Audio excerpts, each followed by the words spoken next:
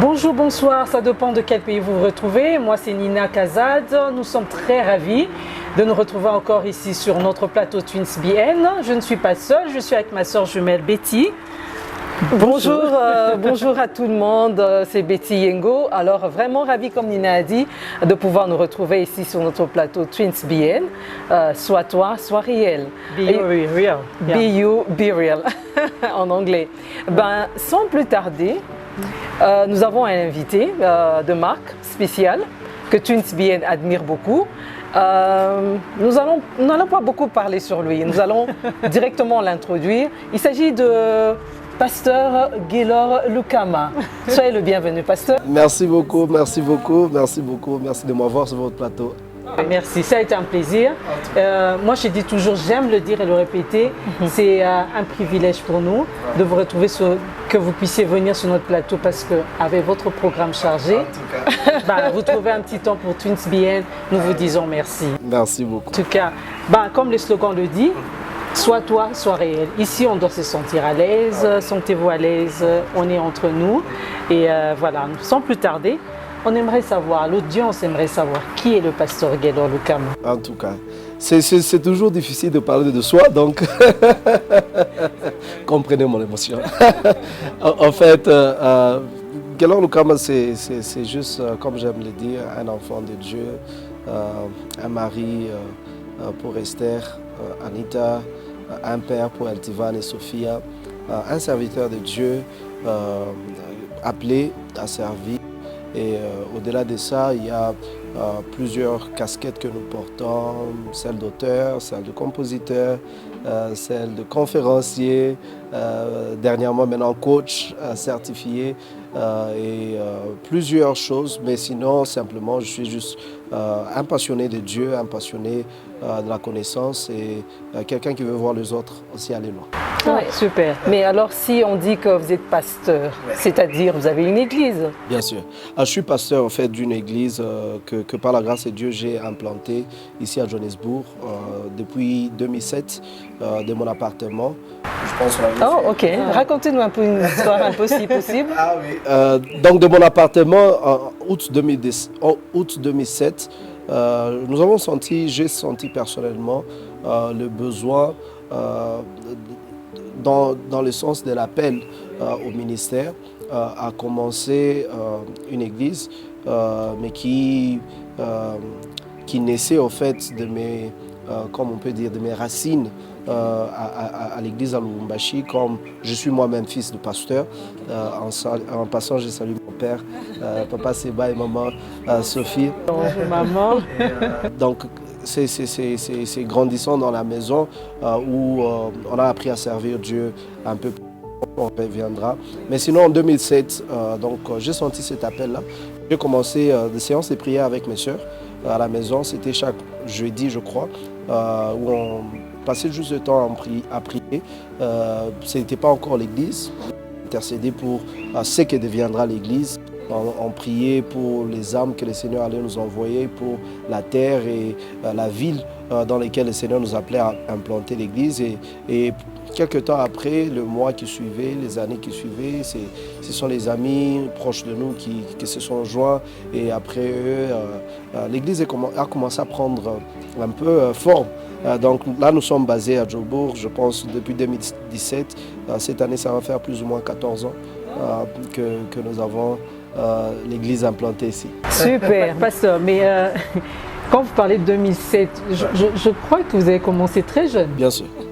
Je crois, à l'époque, je n'avais que 21 ans. C'est ça que je me disais. Bon, les gens vont commencer à calculer là. Bien sûr, j'ai 35 ans, madame. J'avais que 21 ans. Je finissais, c'était ma dernière année à l'école. Vous êtes allé à l'université? J'ai fait Systems Engineering, un peu formé dans comment on appelle ça, Information Technology. De là à être pasteur, ok. qui faisait un peu ma passion aussi, parce que j'aime tout ce qui est technologie. Donc j'ai vraiment beaucoup aimé ce que je faisais à l'école.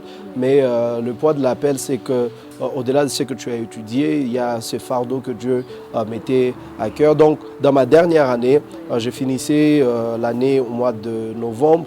Et au mois d'août, nous avons commencé les sessions de prière à la maison. Et c'est à partir de là que tout a commencé. Le Seigneur nous a fait grâce jusqu'à aujourd'hui. Wow, super, une belle histoire. Hein? Mais vous avez parlé de vos racines. Parlez-nous un peu en quelques lignes de votre famille, si vous avez des frères et sœurs, tout ça.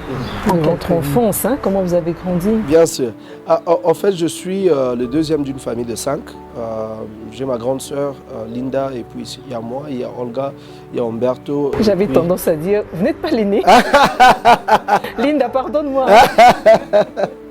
Donc Linda, c'est ma grande sœur, et puis il y a moi, il y a Olga et Umberto, et finalement il y a Joe. Donc nous sommes la famille de 5, 3 garçons et 2 filles.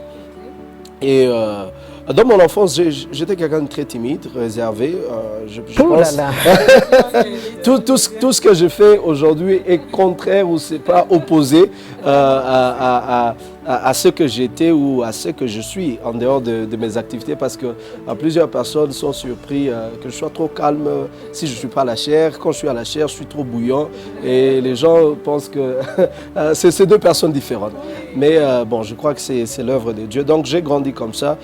On a grandi vraiment dans une famille modeste. Il y a plusieurs expériences de ce qui est pauvreté, qui nous avons, disons, de quoi on a vécu. Il y a plusieurs choses, comme je peux m'exprimer en anglais si ça me compliqué, that we couldn't afford, you know, like étant enfant. Moi personnellement, quand j'ai grandi, tous mes sœurs et mes frères avaient l'opportunité d'aller en vacances, mais moi je ne partais jamais en vacances. Parce que déjà très jeune, j'étais engagé. J'ai commencé à servir Dieu à l'église à l'âge de 12 ans. Et quand je commençais à servir Dieu... Je vois Dieu... mon fils qui a 14 ans. Donc ça c'est parti par la musique. Entre parenthèses, la grande famille, il y a beaucoup de pasteurs. Presque tous mes oncles sont pasteurs. Si ce n'est pas pasteur, ils sont musiciens. Donc il y a ce côté artistique et ce côté-là, ministère, qui fait aussi part de l'ADN de notre famille élargie. Et donc, passant de ça, donc j'ai commencé à servir en jouant au keyboard à l'église, c'est-à-dire au synthétiseur. Et de cet âge-là, donc j'étais tellement consacré et dédié dans ce que je faisais que quand c'était le temps de vacances, moi j'ai resté. Je ne me voyais pas partir en vacances et laisser un vide derrière. Mais c'était un choix. C'était un choix, mais en même temps aussi, la réalité c'est que on ne pouvait pas afford tout le monde partir en vacances. Et c'est vous qu'on sacrifiez. Donc c'est moi qui était le sacrificial lamb. En quelque sorte. Oui, donc... Surtout que vous étiez déjà de nature timide. Si. Je crois que ça joue aussi un rôle, hein? Bon, pour moi, oui, ça ne me dérangeait pas parce que j'aimais déjà rester beaucoup à la maison.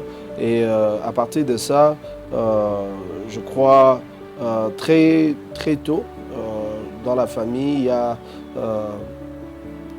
mes parents qui servaient Dieu, et Dieu a appelé papa au ministère temps plein, donc ce qui a changé un peu les choses, le confort à la maison, le Minerval souvent payé peut-être en retard, des histoires comme ça. Donc on est passé quand même par des moments difficiles dans notre croissance, mais par la grâce de Dieu, les choses ont changé très rapidement alors qu'on grandissait. Et donc très jeune, j'ai commencé à servir à l'église, et en servant à l'église, c'est-à-dire j'ai commencé à accompagner mes parents dans le travail. Et je pense aussi très jeune, j'ai commencé à assumer des responsabilités au sein de l'église. J'ai été chargé des instrumentistes à l'église. J'ai été chargé de la chorale alors que je n'avais que 17 ans. Je conduisais une chorale avec des hommes mariés, femmes mariées, des papas qui avaient plus ou moins 40, 50 ans. Je crois que le leadership était déjà en moi, mais comme c'est souvent le cas dans les contextes africains, les gens croient toujours quand le leadership commence à se manifester dans les enfants, c'est parce que les parents sont en train de faire faveur ou favoriser les enfants, alors que c'était l'appel authentique. Et donc dans cette étape-là, j'ai connu beaucoup de secousses au niveau de l'Église. Plusieurs ne voulaient pas accepter. J'ai été résisté, j'ai été combattu.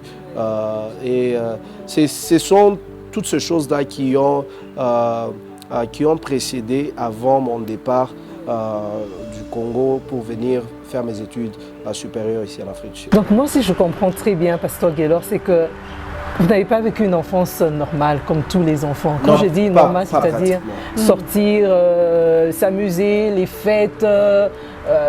Donc c'était vraiment la vie à l'église. En fait, moi, comme on peut l'appeler, I'm a church boy. Tout ce que j'ai fait, c'est l'église. Tout ce que je connaissais, c'était l'église. Mon temps de divertissement, c'était l'église. Les amis, c'était les amis avec qui soit on partageait la passion de musique, ou soit on partageait la passion de la prière.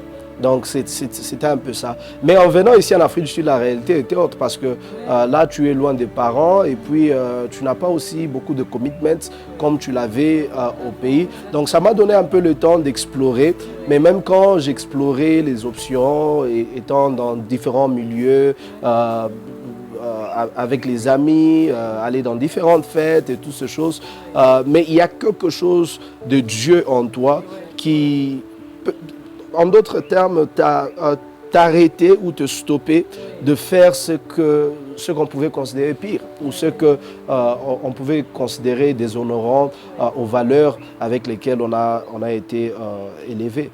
Donc, ma vie, c'est... Excusez-moi, j'ai juste une petite question. Avez-vous fait comment on appelle ça, cette prière d'acceptation?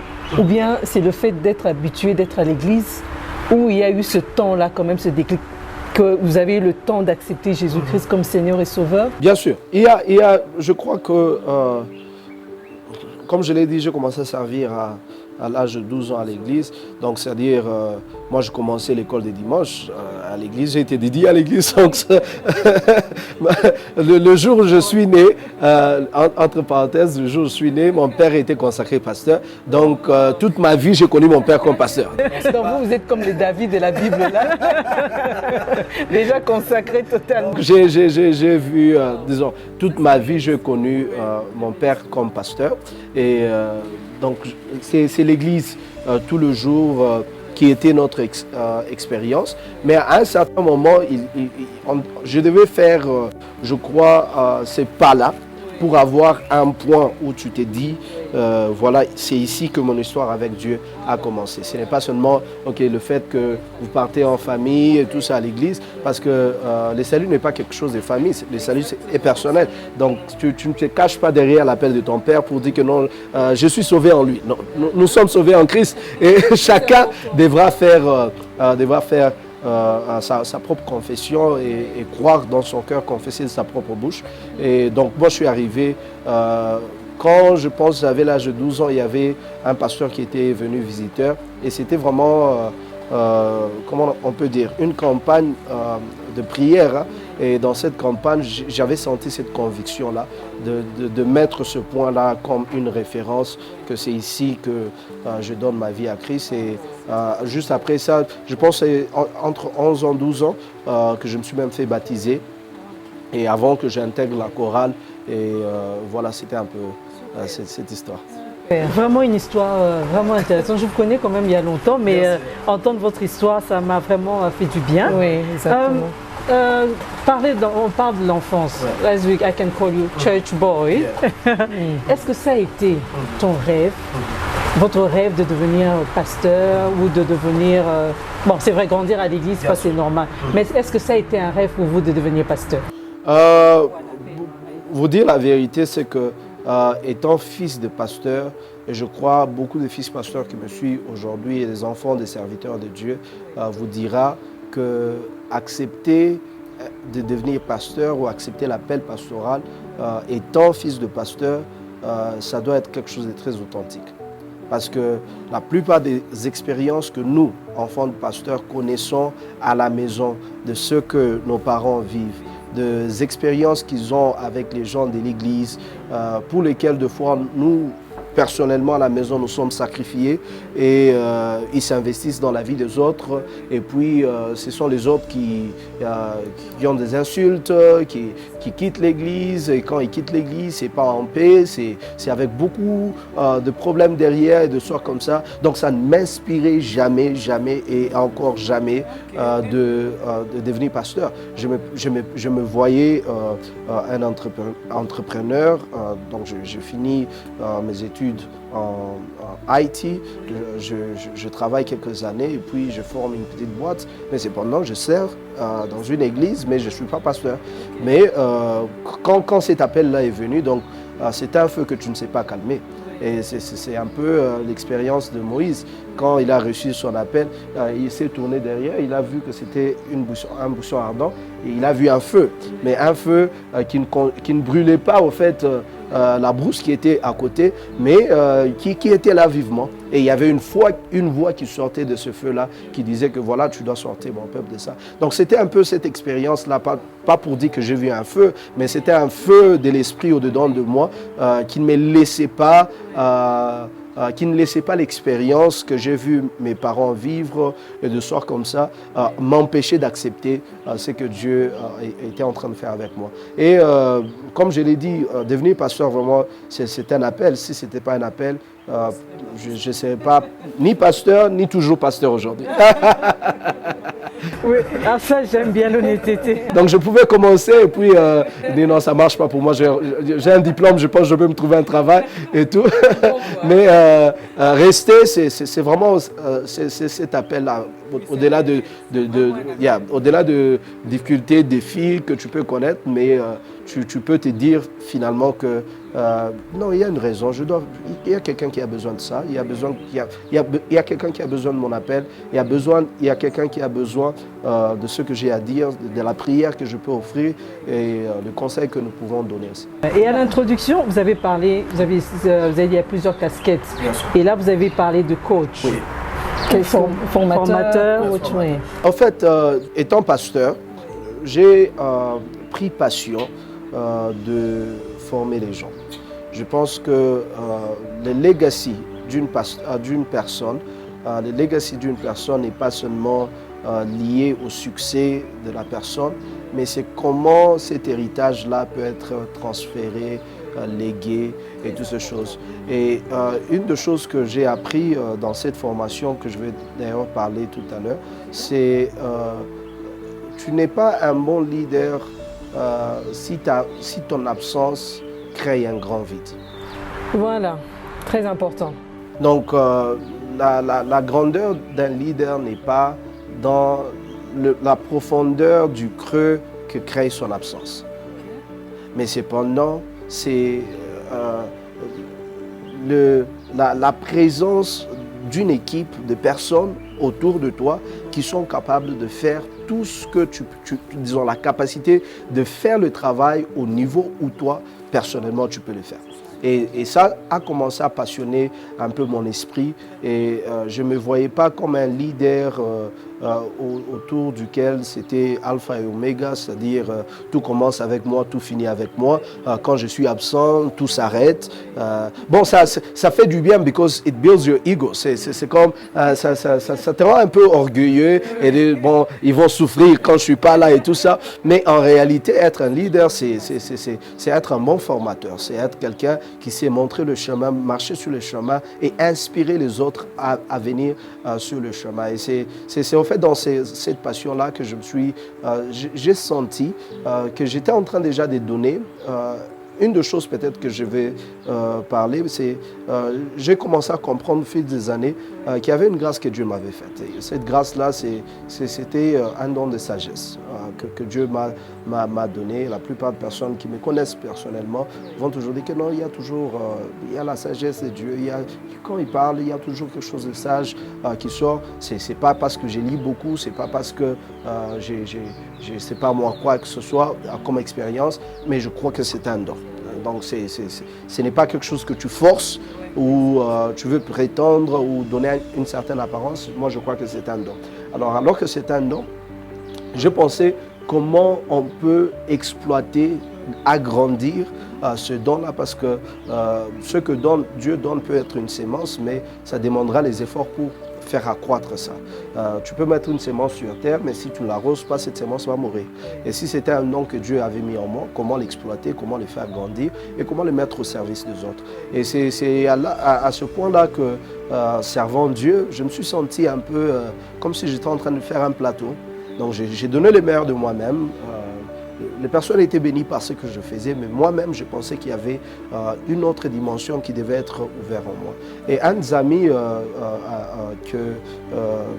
avec qui on a partagé on partage une très longue amitié, m'a parlé de John Maxwell, qui est un leadership, disons un coach en leadership, je peux même dire un gourou dans le monde du leadership. Vous avez dit c'est le nom, c'est John Maxwell.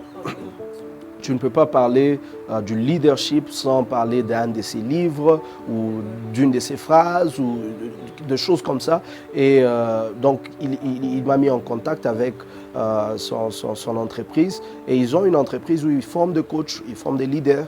Et en leur certifiant, ils sont certifiés, c'est-à-dire ils donnent la licence de former les gens et octroyer des certificats au nom de John Maxwell. Donc c'était ça en fait la formation que j'ai faite durant le temps de confinement et le mois d'août dernier. Donc j'ai été finalement certifié internationalement comme coach, formateur et speaker trainer, coach in leadership avec John Maxwell. Vous avez suivi les cours en ligne? Oui, le cours était en ligne, donc on vous donne accès sur une plateforme et puis vous suivez le cours. Ça dépend de votre... disons, les cours sont déjà disponibles, donc vous le suivez selon votre calendrier, agenda. Et à la fin du programme, vous avez un one-on-one avec de faculty leaders, disons les chefs de faculté, que ce soit en coaching, que ce soit dans speaking, parce qu'on vous enseigne la méthode de John Maxwell de coacher. On vous enseigne la méthode de John Maxwell, l'art oratoire de John Maxwell. Comment il parle, comment il planifie ces choses, comment il fait ses présentations. Donc on vous apprend ces choses afin que lorsque vous allez commencer à former les autres, que ça soit au même niveau que John lui-même le fait. Ceux-là qui seront formés, ils vont avoir des certificats? Ils vont avoir des certificats. Parce que par exemple, il y a quelqu'un... Des certificats à votre niveau? Ou ce sont des certificats pour devenir qui? Non, c'est un certificat qui prouve que vous avez suivi une certaine formation. Par exemple, il y a un programme qu'on appelle 15 Laws of Growth. Vous voulez vous développer personnellement. Il y a un programme, par exemple, qui dit 15 lois de croissance ou de agrandir ses capacités. Alors, je vous enseigne, j'ai fait cette formation, soit en mode coaching, parce qu'il y a une très grande différence entre coaching, counseling, mentorship et toutes ces choses-là. Et quand j'ai fait le training ou comment on appelle ça, les ateliers, c'est aussi autre chose. Alors, quand j'ai fini ce programme-là avec la personne, on certifie que tu as complété ce programme-là avec John Maxwell. Donc ça devient quelque chose que tu peux aussi ajouter sur le CV, disant que j'ai fait cette formation, je sais comment agrandir mes capacités. Il y a un autre programme qu'on appelle Everyone Communicates but Few Connect. C'est-à-dire plusieurs savent communiquer, mais peu savent connecter. Or que au-delà de communiquer, tu as besoin de créer un lien. Par exemple, vous avez un shop ou un business et toutes ces choses, vous avez des clients. Ces clients, vous communiquez avec eux, mais aucun de ces clients ou aucune de ces personnes qui entrent dans vos shops ne sortent avec un article. Vous communiquez les prix, vous parlez avec la personne, mais vous ne savez pas comment connecter. Et c'est la connexion qui peut pousser la personne à prendre un article de vous ou signer un contrat des soirs comme ça. Et on peut former une personne comment connecter. Et non pas seulement dans le monde du business, mais aussi pour des personnes qui sont dans des secteurs publics. Vous êtes un orateur, vous êtes un chantre, vous êtes un conférencier, mais chaque fois que vous parlez, vous ne connectez pas avec l'audience. Il y a deux choses, il y a des principes qui peuvent vous aider à commencer à connecter avec l'audience. Parce que ce sont ça un peu, il y a plusieurs programmes, mais sinon, la plupart des livres écrits par John Maxwell, vous avez la licence de les enseigner comme sous format de mentorship, soit sous format de coaching, ou soit sous format de ateliers et toutes ces choses. Wow. Mais en tout cas, vous savez, pasteur, à vous entendre et à suivre un peu on appelle ça connotation ou la cadence de là où vous avez commencé ou là où vous êtes arrivé. Moi, j'ai eu à suivre plusieurs. D'abord, je suis membre de l'église de Rama et j'ai suivi plusieurs de vos prédications. L'une des choses qui m'a attirée, c'est la profondeur, non pas seulement sur le... Comment je peux dire? Non pas seulement comme un réma, mais c'est un peu, ça va vraiment en relation avec ce que vous avez fait comme coaching. C'était très enrichi, des prédications très vraiment enrichissantes. Je disais toujours, j'ai dit waouh, il prêche, oui, mais c'est vraiment... Moi j'appelle ça intelligent. Voilà, des prédications intelligentes. Et vous voir faire cette formation de John Maxwell, moi je me dis, waouh, ça c'est vraiment votre field.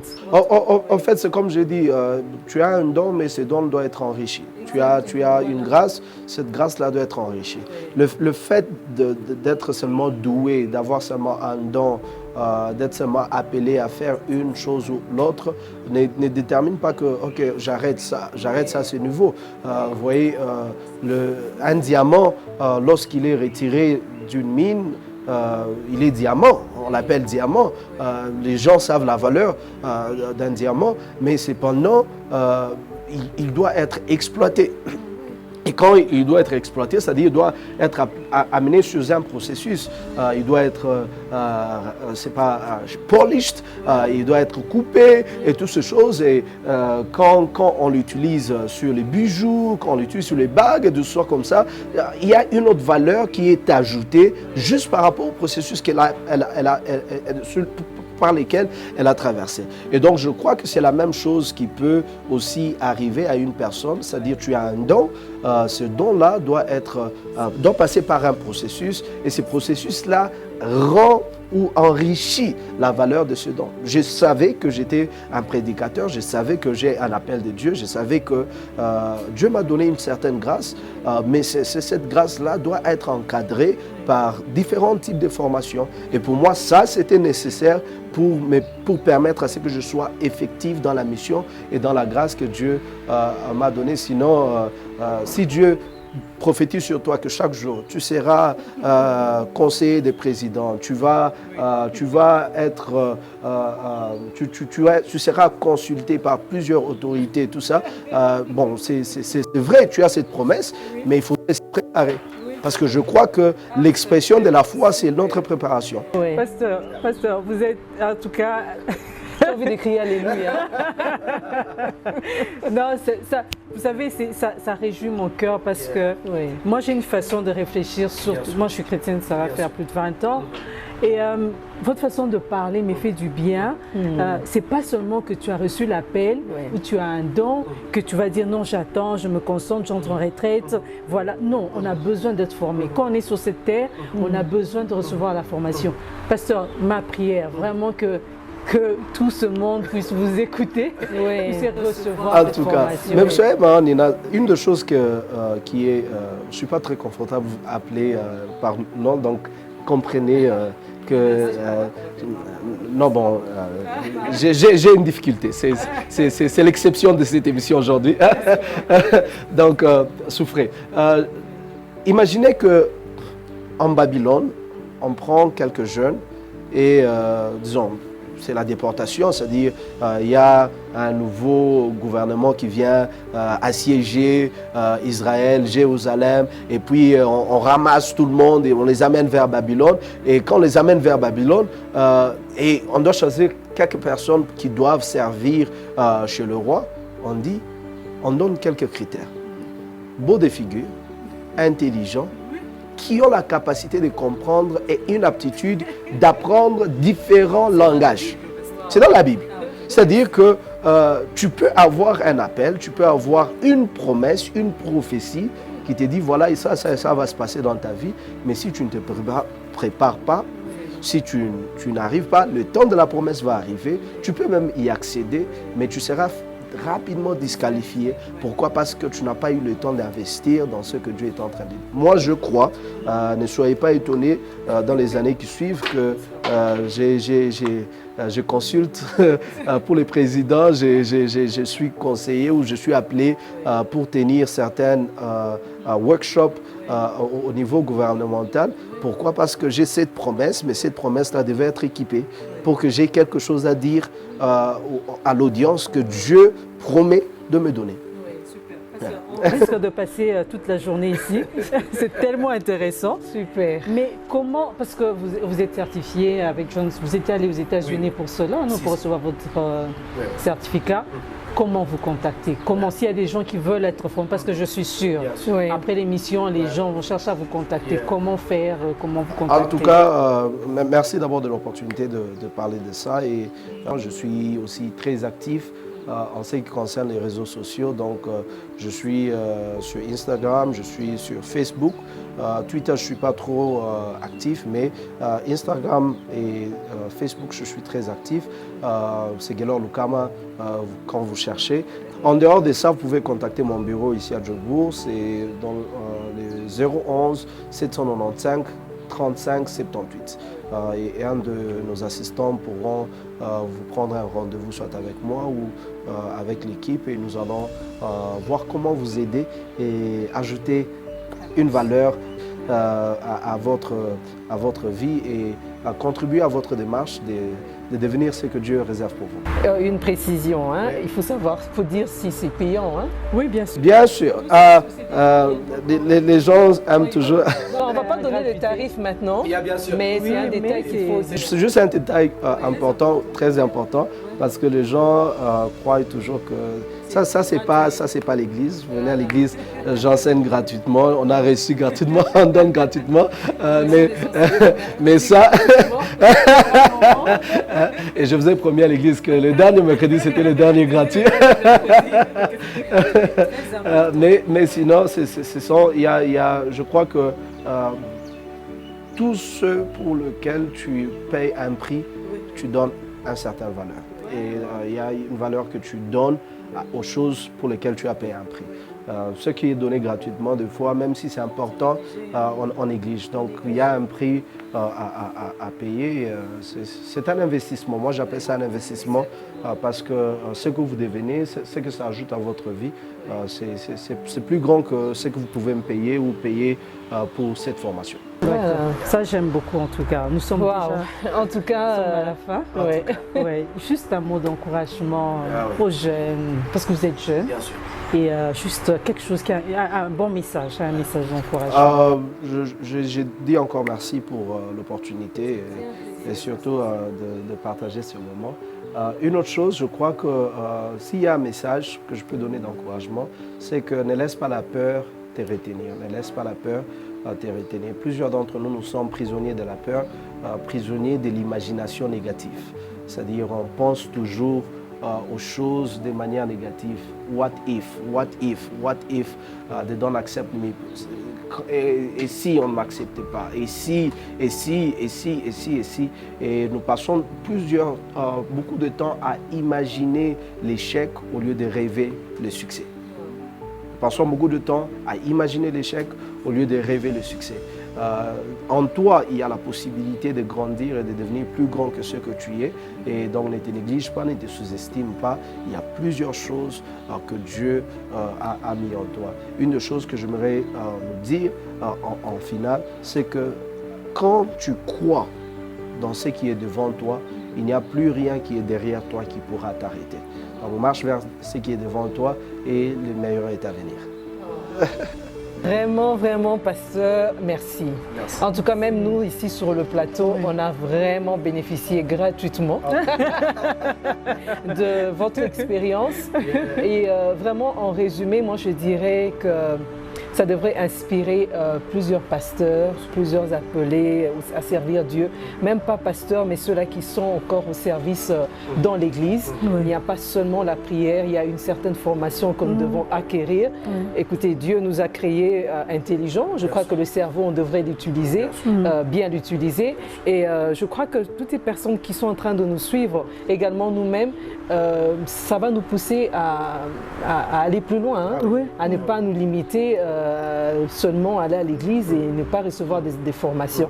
En tout cas, vraiment, nous vous remercions. Déjà, quand on vous a approché pour... on avait déjà raté la fois passée. La première saison. La première saison. On voulait bien vous avoir sur le plateau, mais vous avez voyagé. Et je crois que même cette fois-ci, des justesses encore, on allait rater. On allait rater. Et vraiment, Nina et moi, nous vous remercions, pasteur. Vraiment, nous vous remercions.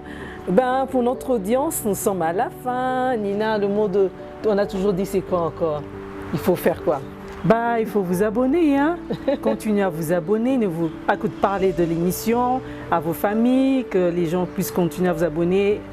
La cloche, n'oubliez pas d'appuyer pour recevoir des notifications. Vous serez vraiment bien édifiés. Betty, on est à la fin. D'accord, alors on vous dit au revoir. Vous savez, vous allez être connectés. Ceux-là qui vont appuyer la cloche vont recevoir la notification pour notre prochain épisode.